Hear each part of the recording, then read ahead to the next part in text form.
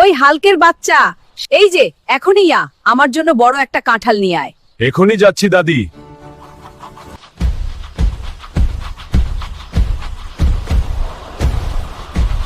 ও কাশেম চাচা, তোমার দোকানে বড় কাঁঠাল নাই? হাল্ক, জঙ্গল ছাড়া বড় কাঁঠাল পাবি না। তাইলে আমাকে সেখানে যেতে হইব।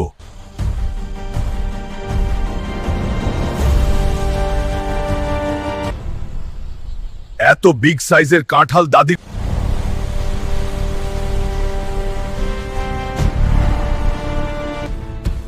এই বুড়ি দাদি কোথায় গেলে? তোমার জন্য বিগ সাইজের কাঁঠাল আনছি। তুই আমার হিরো হুনকা হয়ে গেছিস, কিন্তু পেট মোটা রয়ে গেছিস।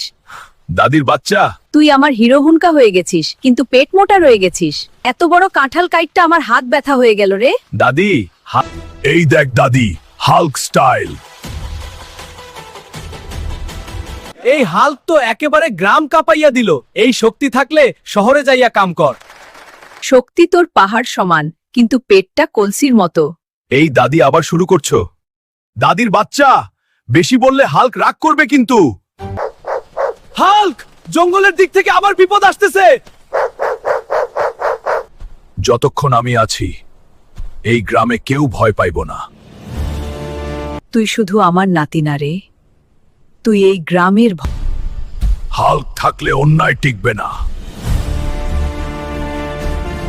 এই কাঁঠাল দেখা তো আমার চোখ জুড়াইয়া গেল রে। মানুষ পরাজয়ের জন্য সৃষ্টি হয়নি, তাকে হয়তো ধ্বংস করা যায়, কিন্তু হারানো যায় না।